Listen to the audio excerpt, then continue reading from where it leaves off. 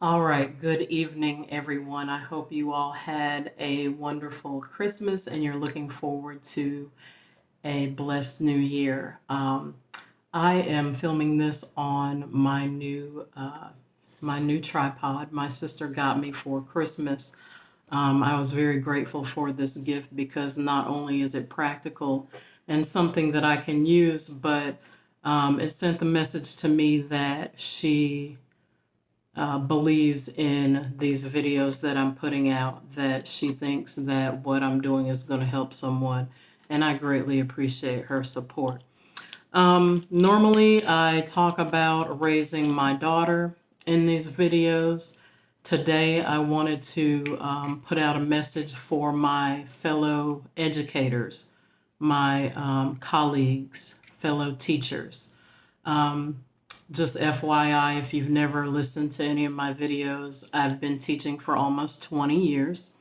I have taught pre-K through 12th grade. Most of those models have been some form of special education.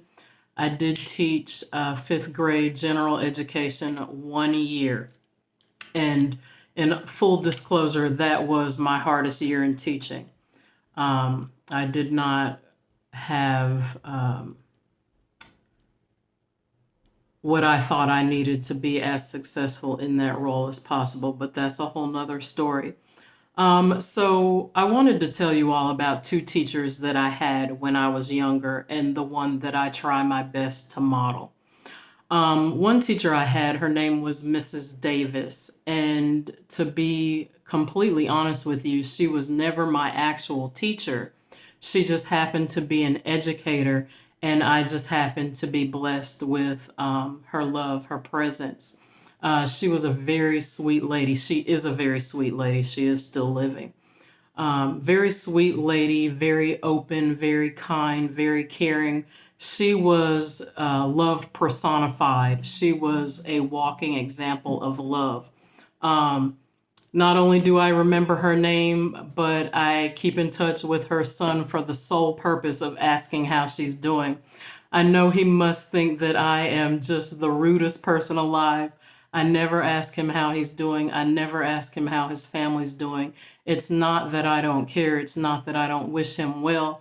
It's just that that's how huge of an impression his mother left on me. So I still ask about her to this day. And I believe I met her when I was a preteen. So I had to be about 11 or 12 when I met her, but she was just one of the most amazing spirits that I've ever come in contact with.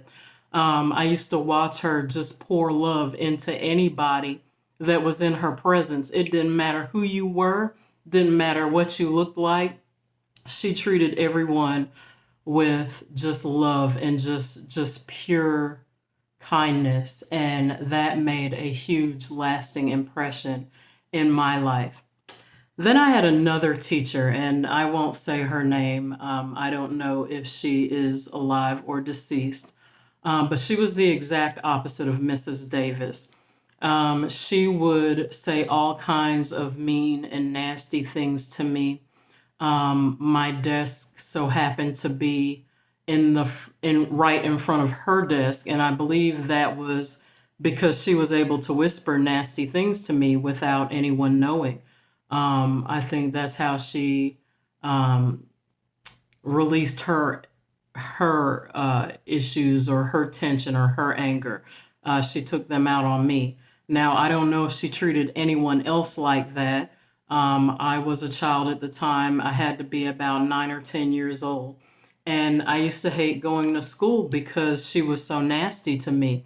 Now, at that time, I had zero self esteem, I had zero self worth. So I didn't share that with anyone. So she pretty much tortured me the whole year.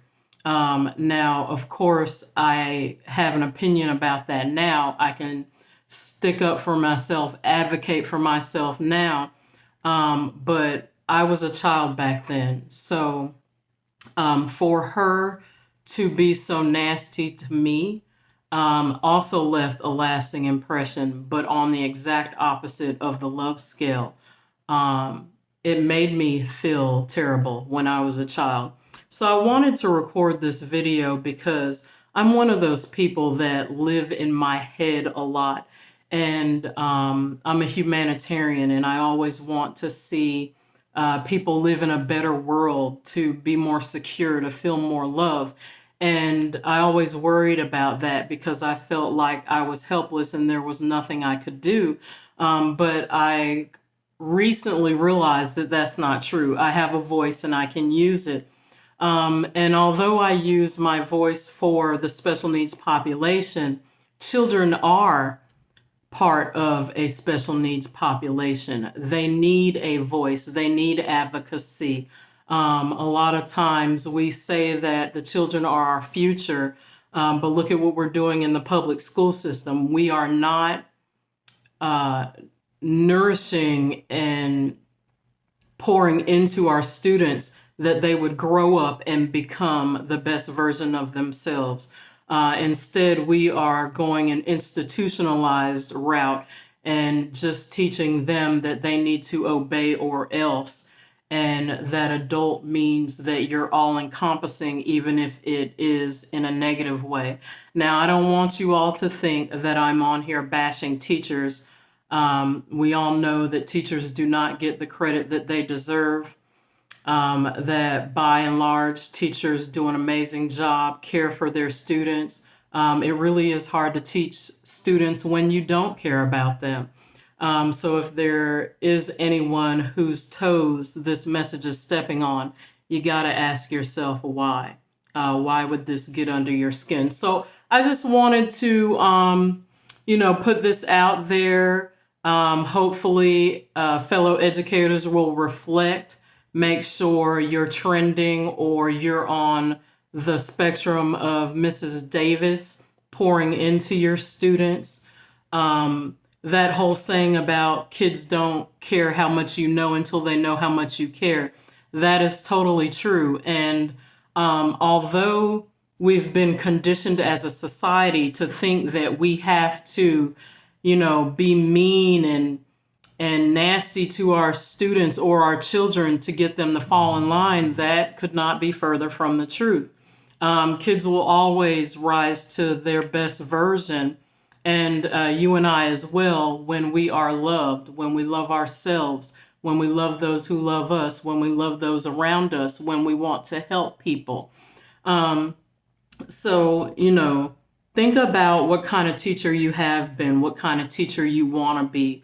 I believe there's a reason why every single soul that sits in our class came into our teaching world.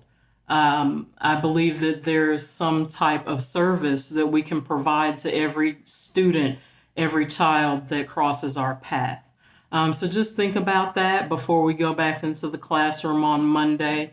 Which type of teacher are you trending towards? Are you pouring into your students, or are you part of their dysfunction and their stress and their lack of love and all that other stuff? And if you are that type of teacher, or if you have been in the past, you got to ask yourself why. A lot of times we dump things on our children. Some of us think it's a rite of passage because it happened to us. We feel like we grew up okay, so they will too. And that couldn't be further from the truth, because just like we needed that love when we were younger, they need it as well.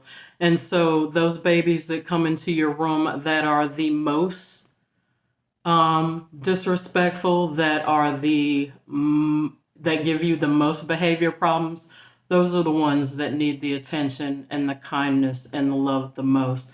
And I know from personal experience that it is hard to give that. And I know from personal experience that there are some students out there that will do everything to push your buttons.